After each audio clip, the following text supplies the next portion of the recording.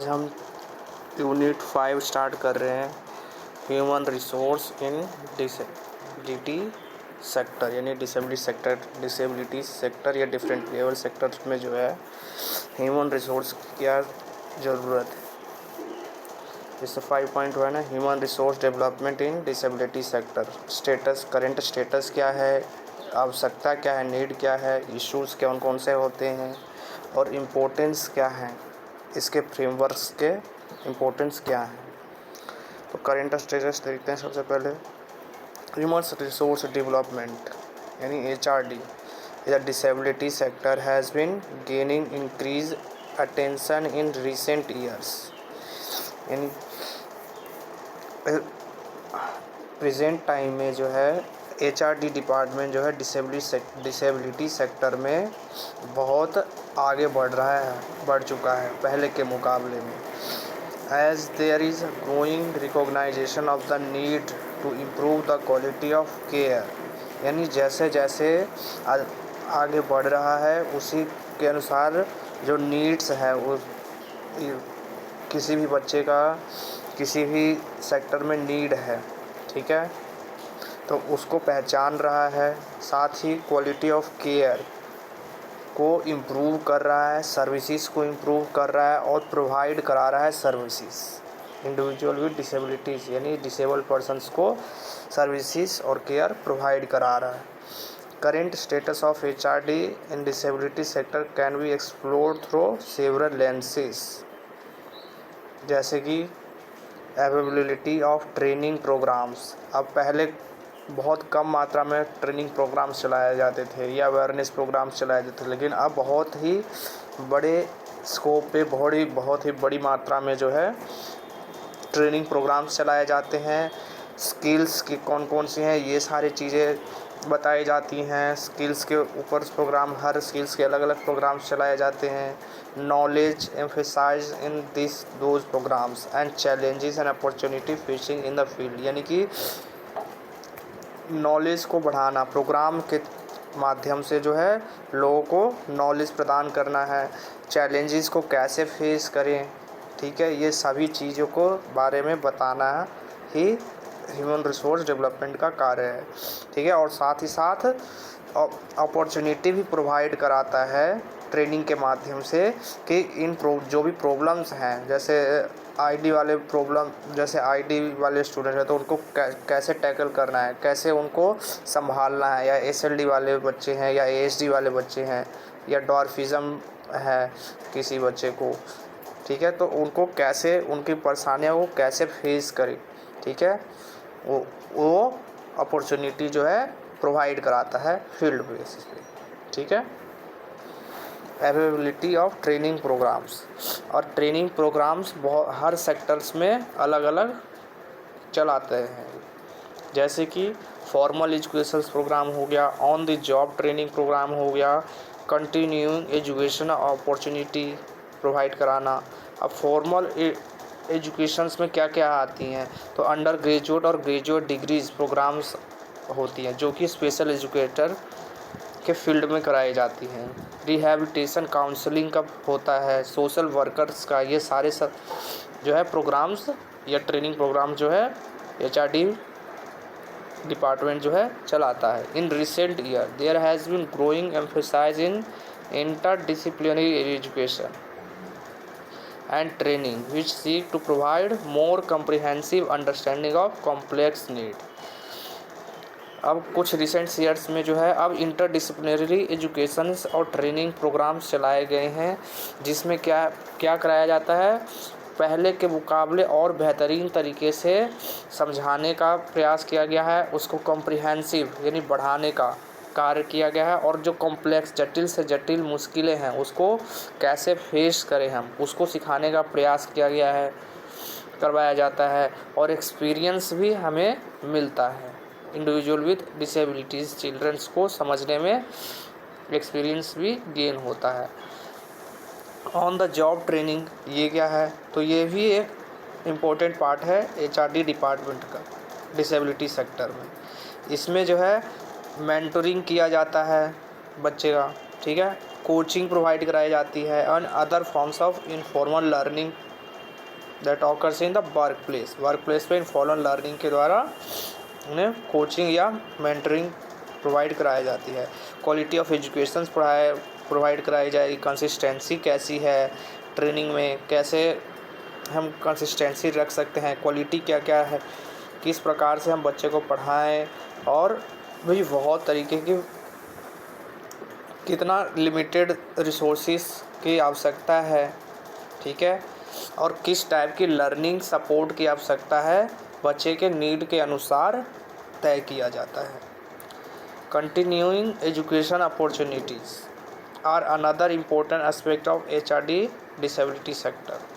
This include, इसमें continuous education opportunities में क्या यानी कंटिन्यूस एजुकेशन क्या प्रोवाइड कराता है, तो अपॉर्चुनिटी प्रोवाइड कराता है, वर्कशॉप प्रोवाइड कराएगा, ठीक है, कॉन्फ्रेंस प्रोवाइड कराएगा, ऑनलाइन कोर्सेज भी प्रोवाइड कराता है, और provide personal with opportunity to update their skills and knowledge and learn about new research and best practices and connect with other professional in the field। यानी special education से related जितने भी field है या जितने भी प्रोफेशनल्स हैं, ठीक है, वो सभी को अपॉर्चुनिटी प्रोवाइड कराई जाती है कि जो भी नए स्किल्स आ रहे हैं उसे अपने अपडेट कर सके खुद को, और जो भी नया कोई कंसेप्ट आ रहा है, कोई नई कंसेप्ट अगर आया है इस फील्ड में, तो उसे नॉलेज गेन करें, ठीक है, उस रिसर्च को अच्छे तरीके से लर्न करें, ठीक है, साथ ही साथ उसे प्रैक्टिस भी करें और कनेक्ट करें प्रोफेशनल्स के साथ, इंटरलिंक्ड हो करके करना चाहिए। एंड एक्सेस भी प्रोवाइड किया गया है, इसमें अपॉर्चुनिटी प्रोवाइड करी गई है, can be limited by factors such as cost, location और टाइम कंसिस्टेंस के आधार पे इनको एक्सेस प्रोवाइड किया गया है।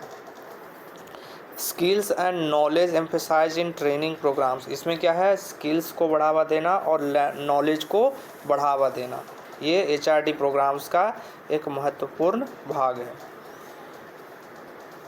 It depends on specific field, ये डिपेंड करता है हर सेक्टर के कि कौन से फील्ड से हम कौन सी स्किल्स गेन करते हैं, ठीक है, और कुछ सेवरल एरियाज़ बताए गए हैं, ठीक है, जिसमें हम ट्रेनिंग प्रोग्राम जो है चलाते हैं और जिसके माध्यम से ये ऑल ओवर द डिसेबिलिटी, जैसे 21 डिसेबिलिटीज़ हैं तो उनको कवर किया जा सके इन ट्रेनिंग प्रोग्राम के माध्यम से, और उसके बारे में जो है लोगों तक कैसे हम अवेयर करें, ये चीज़ इस ट्रेनिंग प्रोग्राम के माध्यम से सिखाया जाता है। अब डिसेबिलिटी अवेयरनेस है जैसे इसमें, तो यानी कि इस प्रोग्राम के माध्यम से जो है over various types of disabilities के बारे में, उसके क्या कारण है, इम्पैक्ट क्या होता है, ठीक है, फैमिलीज़ को या कम्युनिटी मेंबर्स को बताया जाता है। और इसमें हेल्प कौन करता है, सोशल मॉडल ऑफ डिसेबिलिटी जो है इसमें हमें सहायता करता है। इसमें कुछ मेडिकल इश्यूज़ भी हो सकती हैं, and societal attitude and policies और स्ट्रक्चर्स जो है एक फिक्स्ड किया जाता है, ठीक है, कि उनके स्ट्रक्चर या पॉलिसीज़ के अनुसार या सोसाइटी में किस तरीके से रह रहे हैं, उसके माध्यम से सोशल मोड ऑफ डिसेबिलिटी के माध्यम से जो है फैलाया जाता है। दूसरा है communication skills. Effective communication skill is critical for personal working with individual with disabilities, ठीक है। ट्रेनिंग प्रोग्राम्स इम्पोर्टेंस है, ठीक है। एप्रोप्रिएट लैंग्वेज का यूज़ कैसे करें, ठीक है, किस प्रकार एप्रोप्रिएट लैंग्वेज का यूज़ करना चाहिए ये सिखाना है कि इफेक्टिव कम्युनिकेशन कैसे करना है लोगों के साथ, या पर्सनल क्रिटिकल थिंकिंग कैसे सोचनी है, सोचना कैसे है, साथ ही नॉन वर्बल कम्युनिकेशन कैसे करना है, ये सारी स्ट्रेटजीज़ बना करके कोशिश करना चाहिए कि कम्युनिकेशन बैरियर्स को कम किया जा सके। ये कम्युनिकेशन स्किल्स के माध्यम से हम कम्युनिकेशन बैरियर्स को कम कर सकते हैं और कम करने में सहायक बन सकते हैं। असिस्टिव डिवाइस या असिस्टिव टेक्नोलॉजी, इसके माध्यम से अगर किसी बच्चे को सुनने में परेशानी है तो इसका यूज़ करके हम हियरिंग एड्स के माध्यम से बच्चे को सहायता दे सकते हैं या पर्सन्स को सहायता दे सकते हैं। साथ ही व्हील चेयर हो गया या कम्युनिकेशन डिवाइस, ये कंपोनेंट्स हैं कुछ जो एचआरडी मिनिस्ट्री जो है इस सेक्टर में प्रोवाइड कराती है।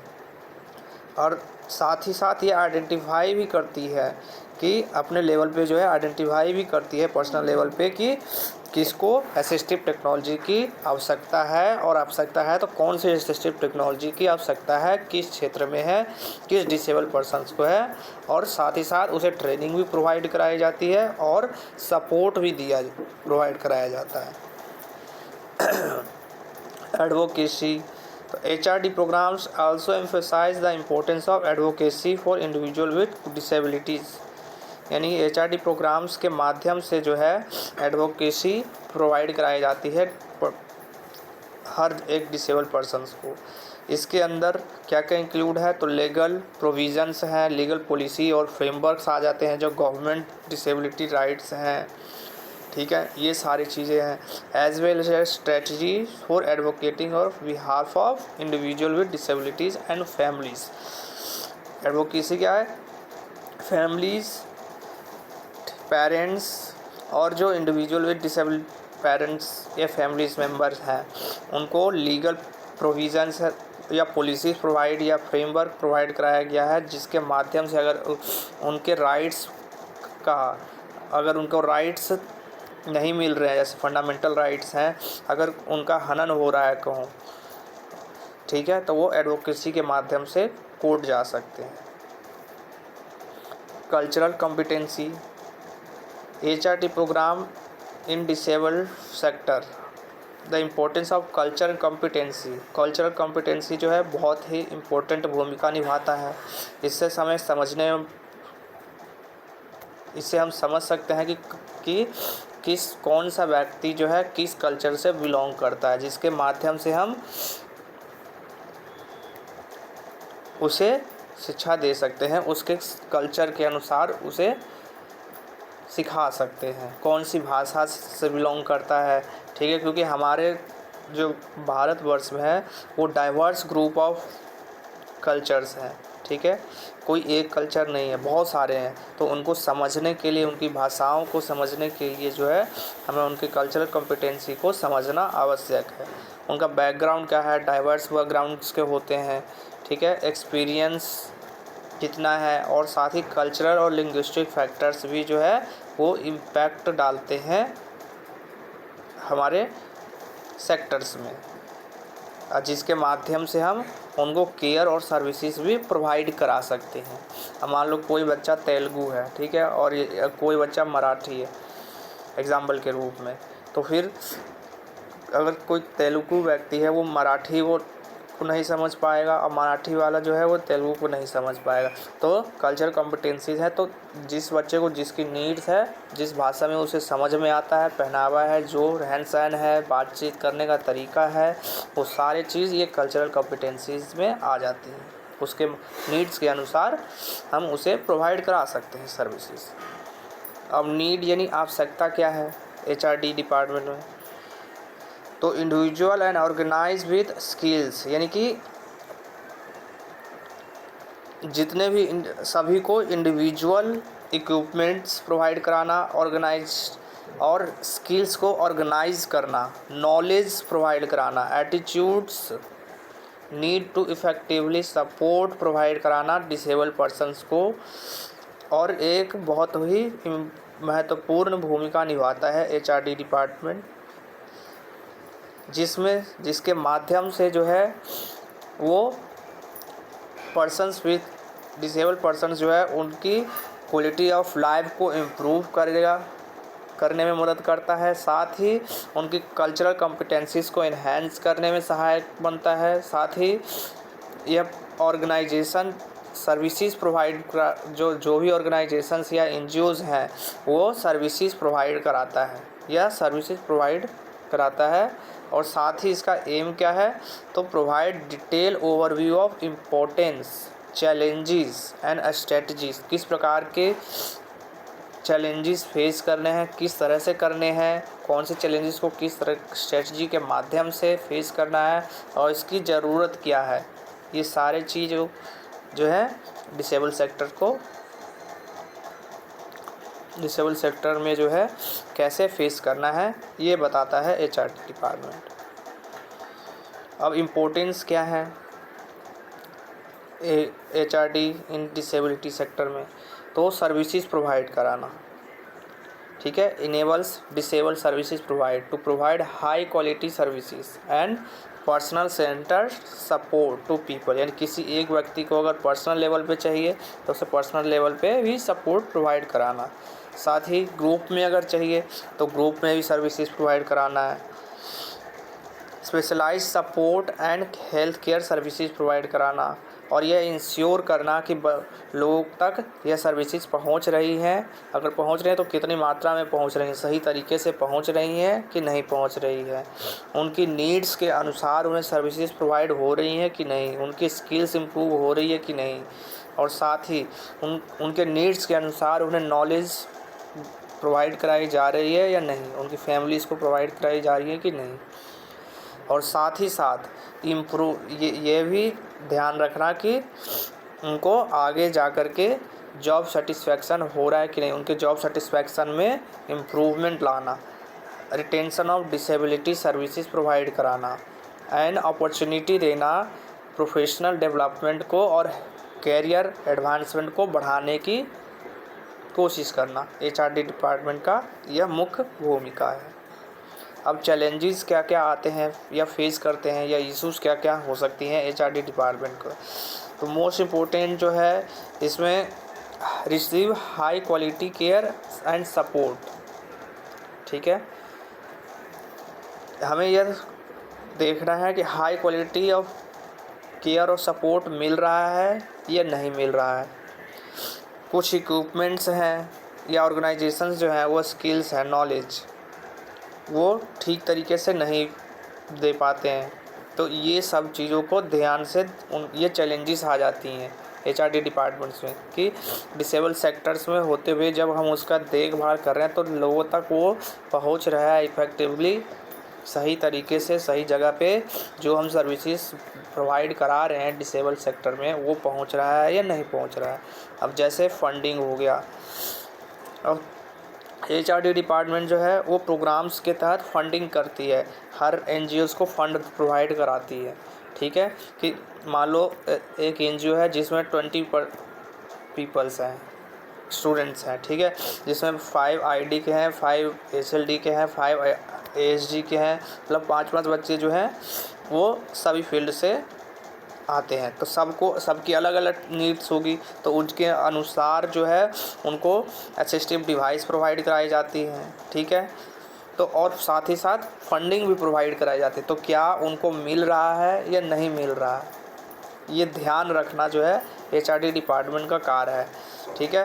पर कभी कभार क्या होता है कि फंडिंग जो है नहीं मिल पाती है, लिमिटेड मात्रा में ही मिल पाती है, फंडिंग की कमी हो जाती है, जिस कारण वो ट्रेनिंग प्रोग्राम्स नहीं करा पाते हैं और कैरियर अपॉर्चुनिटीज़ जो है नहीं मिल पाता है बच्चों को या लोगों को, तो इस कारण लोअर रिटेंशन रेट्स हो जाता है डिसेबल सर्विसेज प्रोवाइडर्स के कारण, तो ये एक लॉस है।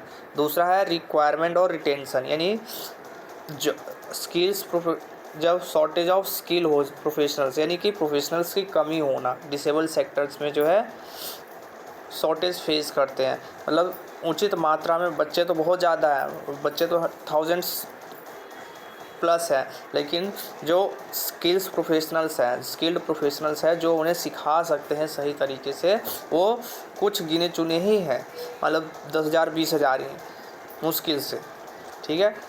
तो यहाँ पे जो है परेशानी का सामना करना पड़ता है, कैसे डेवलप करें स्किल्स को, ठीक है। नए नए चैलेंजेस हर रोज़ फेस करने पड़ते हैं, उनको कैसे मेंटेन करके रखना है, कैसे डेवलप करना है, इन सब चीज़ों में डिफ़िकल्टीज़ का सामना करना पड़ता है प्रोफेशनल्स को भी।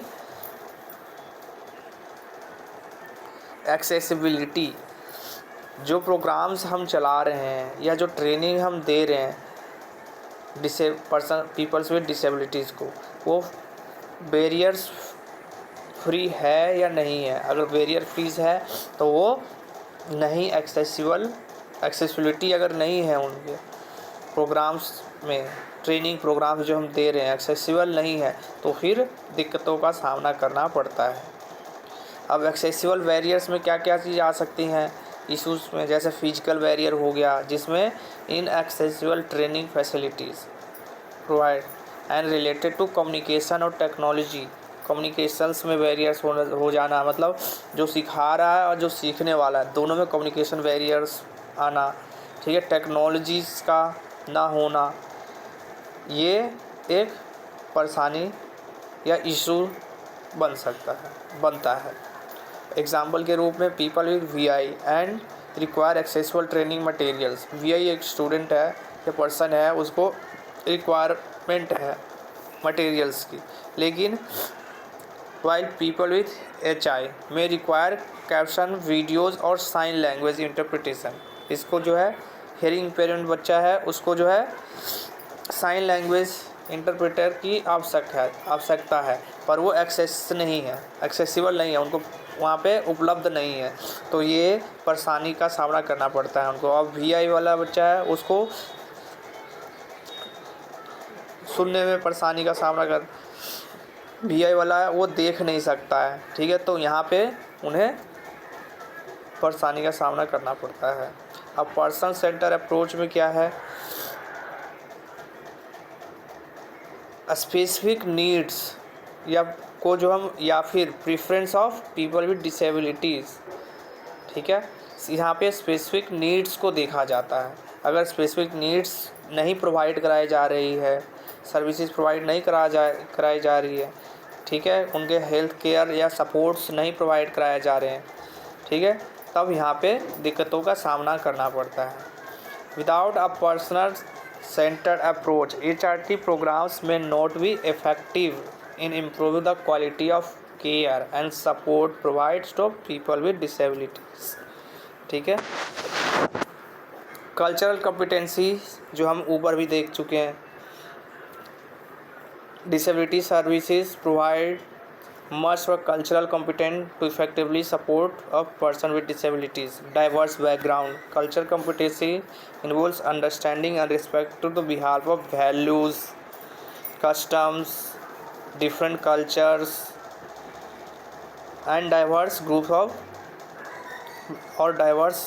cultural backgrounds, beliefs, values, impact of the care and support receive करने में दिक्कत का सामना करना पड़ता है कल्चरल कॉम्पिटेंसीज के कारण।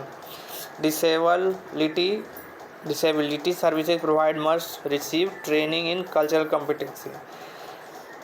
डिसेबिलिटी सर्विसेज जो है वो ट्रेनिंग प्रोवाइड कराती है कल्चरल कॉम्पिटेंसीज के ऊपर, and they can provide effective and respectfully care for people from diverse background. अलग अलग बैकग्राउंड से लोग आते हैं, उनको सिखाया जाता है इनमें। अब स्ट्रेटजीज़ क्या अपनानी चाहिए हमें, ठीक है, क्या क्या स्ट्रेटजीज़ अपनानी चाहिए इन इश्यूज़ या चैलेंजेस को फेस करने में, क्या क्या स्ट्रेटजीज़ को अपनाना चाहिए। तो कुछ स्ट्रेटजी है, जैसे कोलैबोरेट करके चलना चाहिए, ऑर्गेनाइजेशन है, ठीक है, और एनजीओस है या एजेंसीज़ हैं, उनको अपने रिसोर्सेज को शेयर करना चाहिए। अपने उनके पास अगर एक्सपर्ट्स हैं तो वो शेयर करना चाहिए, कॉस्ट को रिड्यूस करना चाहिए ताकि जो है असिस्टिव टेक्नोलॉजीज़ को यूज़ कर सके और क्वालिटी ऑफ ट्रेनिंग को और प्रोग्राम्स को इम्प्रूव करने की कोशिश करनी चाहिए। ये कोलैबोरेशन के माध्यम से ही हो सकता है। इंसेंटिव, हमें इंसेंटिव को ऑफ़र करना चाहिए, जैसे कि कैरियर एडवांसमेंट्स में अपॉर्चुनिटी प्रोवाइड कराना चाहिए, फाइनेंशियल रिवॉर्ड्स प्रोवाइड करें जिससे इनकरेज हो पर्सन विद डिसेबल इस सेक्टर में पार्टिसिपेट करने के लिए और HRT प्रोग्राम्स में पार्टिसिपेट करने के लिए, और increase rate of retention rates को बढ़ावा देना चाहिए।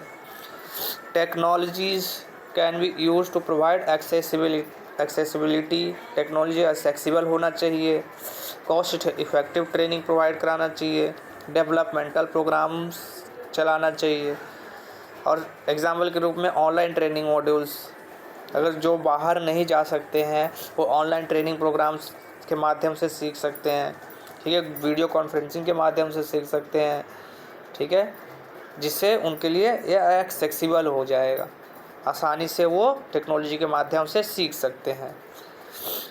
Personal centred approach, it should be designed personal level या personal approach take into account the specific needs के ऊपर ध्यान देना है, ठीक है। उनकी जो स्पेसिफिक नीड्स है उनको प्रेफरेंस फर्स्ट देना है, उसके बाद कोई दूसरा नीड्स है तब उसको सेकंड लेवल पे देखना है। This approach can improve effectiveness and relevance of training and developmental programmes में सहायक होगा। अब इन सब का कंक्लूज़न क्या हो, तो HRD play a vital role, बहुत ही महत्वपूर्ण भूमिका निभाता है डिसेबिलिटी सेक्टर में। सर्विसेज प्रोवाइड कराने में मदद करता है, हाई क्वालिटी ऑफ एजुकेशन देने में या ट्रेनर्स तैयार करने में जो है HRD डिपार्टमेंट जो है ह्यूमन रिसोर्स जो है तैयार करने में मदद करता है, पर्सनल सपोर्ट देने में सहायक होता है। साथ ही चैलेंजेस को कैसे फेस करना है, ठीक है, कौन से चैलेंज को किस स्ट्रेटजी के माध्यम से फेस करना है, कैसे इम्प्लीमेंट करना है हमें सर्विसेज को, ठीक है, कैसे प्रमोट करना है, किस प्रकार हम प्रमोट करें अपने इफ़ेक्टिव चैलेंजेस को, या जो चैलेंजेस हमने फेस करी है उसको कैसे आगे बढ़ाना है, अवेयरनेस कैसे फैलानी है डिसेबिलिटी सेक्टर में, ये सभी चीज़ों का ध्यान रखना है। और साथ ही साथ इम्प्रूव करना है क्वालिटी ऑफ लाइफ, ठीक है, लोगों का जीवन यापन सुचारू रूप से सही तरीके से चल सके, ठीक तरीके से इंडिपेंडेंट वर्क कर सके, इन सब चीज़ों का ध्यान रखना है। और साथ ही साथ उनके लिए एक इको फ्रेंडली एनवायरनमेंट तैयार करना है और इंक्लूसिव सोसाइटी का निर्माण करना ही जो है मुख्य रूप से ह्यूमन रिसोर्स डेवलपमेंट का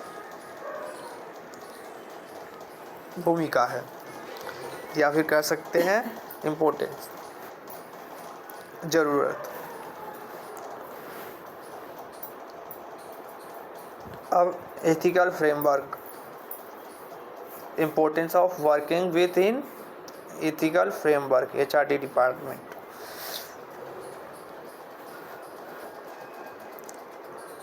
तो इसमें हमें डिसेबिलिटी सेक्टर्स में जो है सपोर्ट प्रोवाइड कराना है और साथ ही साथ ये इंश्योर करना है कि रिसोर्सेज जो है वो एक्सेसिबल हैं कि नहीं, सर्विसेज प्रोवाइड कराई जा रही हैं as per the need of the child और पर्सन कि नहीं।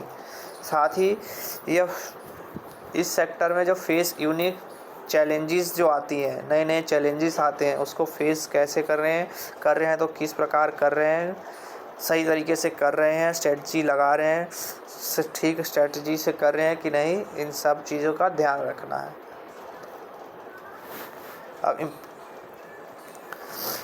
अब कुछ एथिकल फ्रेमवर्क्स हैं डिसेबिलिटी सेक्टर, ठीक है, जो कि महत्वपूर्ण भूमिका निभाते हैं काम करने में या सहायक बनते हैं। जैसे फर्स्ट है इंश्योर करना rights and dignity of people with disability are respected and upheld, यानी कि उनको राइट और डिग्निटी जो है मिलना चाहिए डिसेबल पर्सन्स को, ठीक है, उनको मिल रहा है या नहीं मिल रहा है। Disability is a sensitive and complex issue, and ethical guidelines provide guidance to HR professional and navigate complexity. Ethical frameworks ensure करता है कि HR प्रोफेशनल जो है वो लीगल और रेगुलर गाइडेंस के अनुसार उन्हें सस्टेन कर रहे हैं, उनको एजुकेट कर रहे हैं, ऑपरेट कर रहे हैं या नहीं कर रहे हैं। कुछ प्रिंसिपल है, एथिकल प्रिंसिपल्स हैं जो महत्वपूर्ण भूमिका निभाते हैं डिसेबिलिटी सेक्टर में।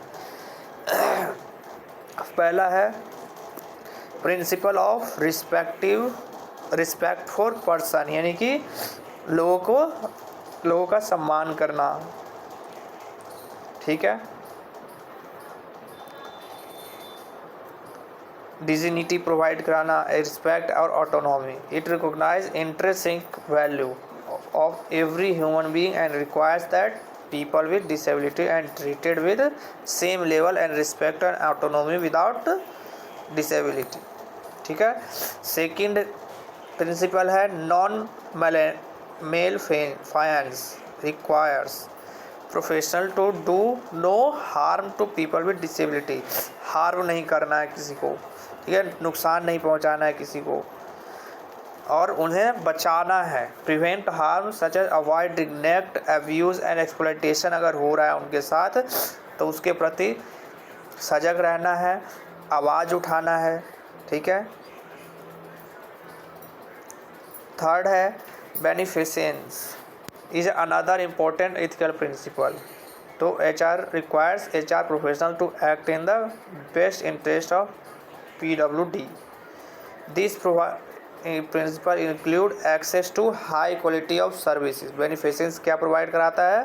तो high quality of services provide कराता है, रिसोर्सेज प्रोवाइड कराता है और साथ ही साथ प्रमोट करता है हमारे ह्यूमन वेलबींग, हेल्थ वेलबींग को और हमारे लाइफ को और साथ ही सपोर्ट भी प्रोवाइड कराता है। और लास्ट प्रिंसिपल है जस्टिस, यानी न्याय मिले उन्हें, ठीक है, सुचारू रूप से और सही ढंग से उन्हें न्याय भी सही समय पे मिल सके। Justice is an essential ethical principle. और एचआर प्रोफेशनल इंश्योर करना है का काम क्या है कि वो इंश्योर करे कि उनको रिसोर्सेज जो है मिल रही है कि नहीं, उनको आगे बढ़ने के लिए अपॉर्चुनिटीज़ मिल रही है कि नहीं, उनको सर्विसेज सही तरीके से मिल रही है कि नहीं और इक्वल सभी को मिले, फेयरली सभी को मिले। ये नहीं कि एक बच्चा जो है या एक व्यक्ति जो है वो अमीर घराने से है तो उसे बेहतरीन सर्विसेज मिल जाएगी और जो एक कम पैसा दे रहा है मिडिल क्लास है तो उसको कम सर्विसेज या कम मात्रा में एजुकेशन मिलेगा। ऐसा भेदभाव नहीं करना है। ये फर्स्ट पॉइंट में ही डिस्क्रिमिनेशन वाले में बता दिया गया था। कुछ बैरियर्स भी हैं जैसे फेस करते हैं पार्टिसिपेशन में, तो ये भी ध्यान उनको पहचानना है, ठीक है, और उसको फेस करना है बैरियर्स को। इन पार्टिसिपेट इन सोसाइटी लेवल पे अगर हम पार्टिसिपेट कर रहे हैं तो कुछ बैरियर आ रहा है तो उनको पहचानना है, उनको फेस करना है।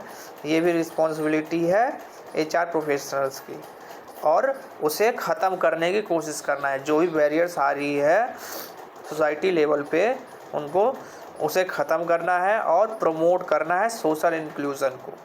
ये कार्य है एचआर प्रोफेशनल्स का।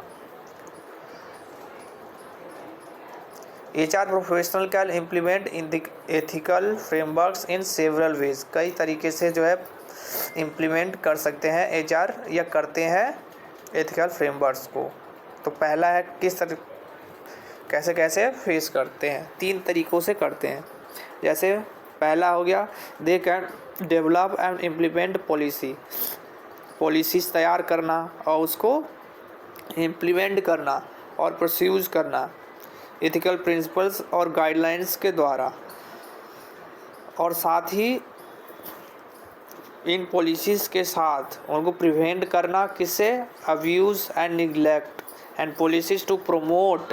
पॉलिसीज़ जो है प्रमोट करती हैं इंक्लूज़न को बढ़ाने में, क्वालिटी ऑफ एजुकेशन को बढ़ाने में and procedures for address ethical dilemmas को एड्रेस करने में सहायक होती हैं। दूसरा सेकंड है HR professional can provide training and support to staff को ट्रेनिंग प्रोवाइड कराना और support to ensure the ethical principle, यानी एथिकल प्रिंसिपल जो हैं क्या उनको वो फॉलो कर रहे हैं, उनको समझ रहे हैं कि नहीं, इन सब चीज़ों का ध्यान रखना। And include training on prevention of abuse and neglect, training on promotion of inclusion को प्रमोट करना, क्वालिटी और ट्रेनिंग को इम्प्रूव करना और कैसे हम एथिकल डिलेमा को एड्रेस करें, पहचान कैसे करें, इसके बारे में भी HR प्रोफेशनल्स का ही काम है कि वो बताएं। और finally HR professional can develop partnership and collaboration with organisation, यानी HR प्रोफेशनल जो है वो पार्टनरशिप डेवलप करने में सहायक होते हैं और कोलैबोरेट करने में सहायक बनते हैं ऑर्गेनाइजेशन NGOs के साथ।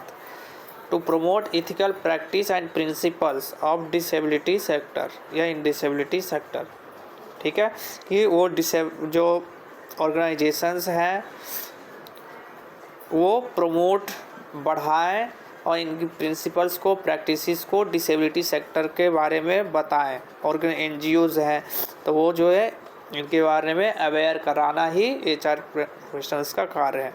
और include partnership with advocacy groups and disability organisation and regulatory bodies के साथ मिलकर के कार्य करें, यह HR प्रोफेशनल्स का काम है।